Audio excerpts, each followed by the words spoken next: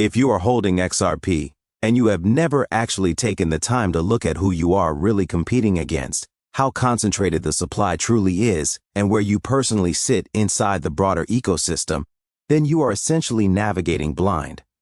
Most people fixate on the price chart, complain about volatility, and react emotionally to candles, but they never bother to look beneath the surface at how XRP is actually distributed. That deeper layer is exactly where the XRP rich list becomes important. You can think of it as an X-ray of the entire XRP ecosystem. Instead of only asking what the price is today, you start asking much more meaningful questions like who actually owns XRP, how much they own, and where you fall within that ownership hierarchy. That shift alone completely changes your mindset, and it is the same mindset that serious holders and serious capital already operate with. On the surface, the tool looks simple, but once you understand what you are looking at, it becomes extremely revealing. On the main screen, there are two primary components. On the left side, you can enter your wallet address, and on the right side, you can see the total number of XRP wallets that exist. If you are new to XRP and do not fully understand how its framework works, here is the basic reality. Every unit of XRP is held inside a wallet, and each wallet is required to maintain a minimum balance of XRP in order to remain active. At the moment, that minimum is roughly 1 XRP, sometimes even less depending on the wallet provider. Because of that requirement, once a wallet is created, it usually stays active. Closing a wallet completely is inconvenient, so most people simply do not bother. Over time, this causes the total wallet count to slowly increase rather than decrease.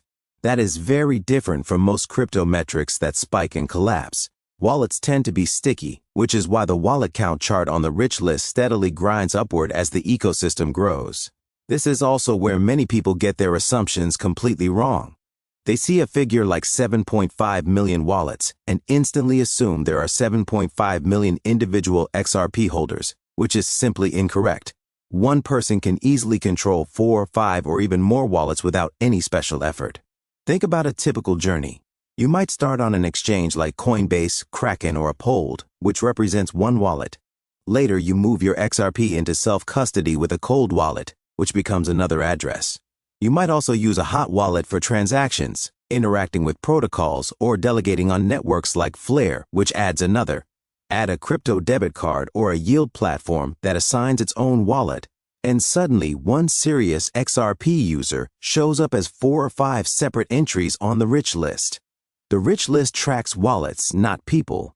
That is why the headline number is misleading if you take it at face value. When you adjust for the multi-wallet effect, what looks like millions upon millions of holders is probably closer to 1 or 2 million unique individuals worldwide. In a world of roughly 8 billion people, that is nothing. It is barely a rounding error. That is the part most people fail to internalize. They see daily price noise and conclude they are late or that everyone is already involved, when in reality, they are still very early. Tools like the XRP rich list prove this clearly. Now, let's go deeper, because this is not just about feeling good that you are early. The rich list forces you to confront how capital is actually positioned and where you realistically sit within that structure. When you look at wallet counts and distribution, you are essentially seeing the current ownership landscape before a major macro shift fully plays out. At present, XRP is still treated as a niche asset by much of the world. At the same time, ETFs are beginning to roll out. Institutions are slowly paying attention, and liquidity infrastructure is being built that will change who owns what over the coming years. If you are not studying distribution now, you will miss how harsh that transition can be for late retail participants. The tool allows you to enter either your actual wallet address or simply the amount of XRP you hold if you prefer not to share an address. That alone removes a lot of emotion. You are no longer guessing. If you input 2000 XRP, the system does not care who you are, how long you have watched crypto videos, or how bullish you claim to be online. It simply calculates where that amount ranks among every wallet that exists. Right now, holding around 2000 XRP places you roughly near rank 800,000, which is approximately the top 11% of all holders.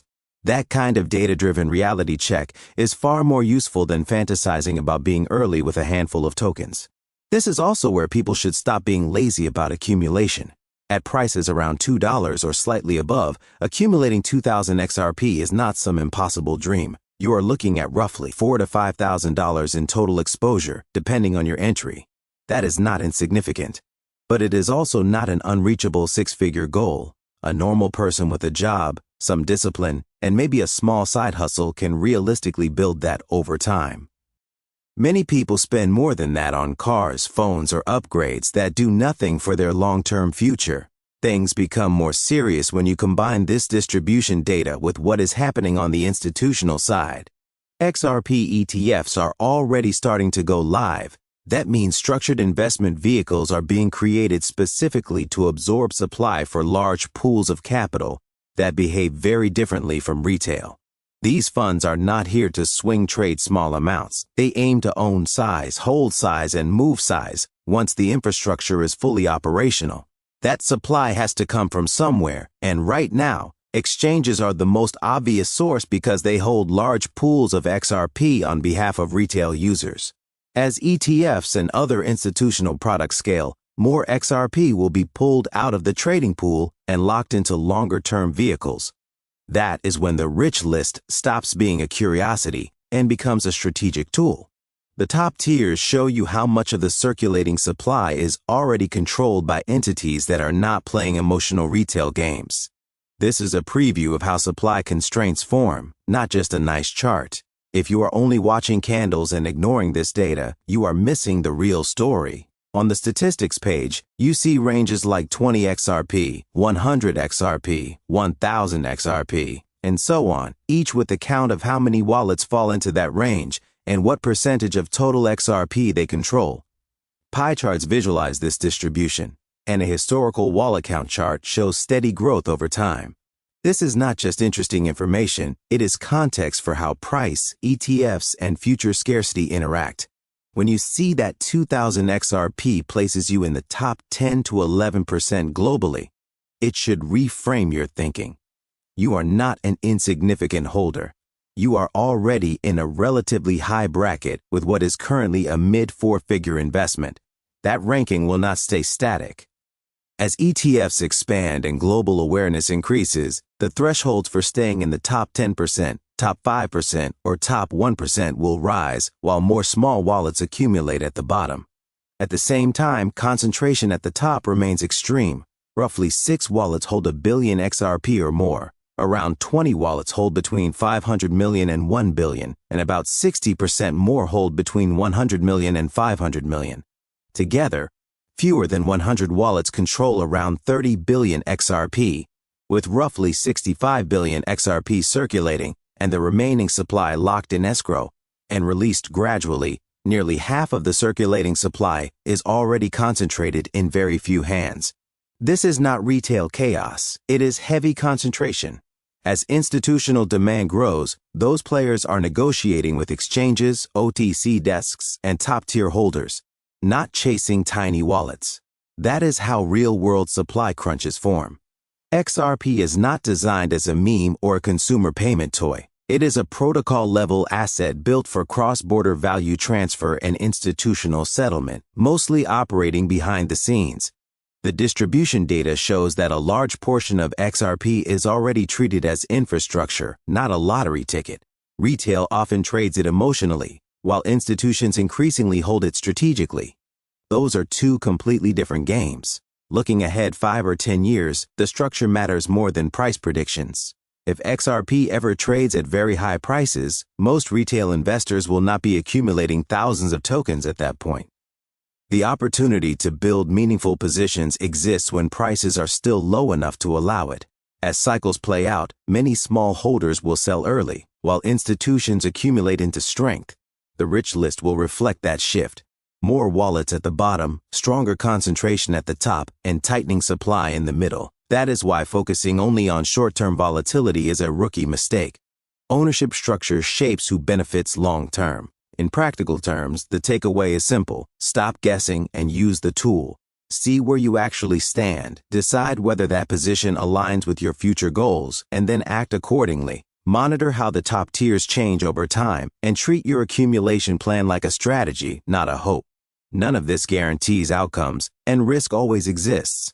This is about thinking clearly, not promising returns. Use the rich list as a long-term tracking tool. Watch how your rank evolves and observe how institutional ownership reshapes the market. That is how you stay ahead instead of becoming exit liquidity. This is not financial advice. This content is for educational purposes only. Always do your own research, verify information independently, and never invest money you cannot afford to lose.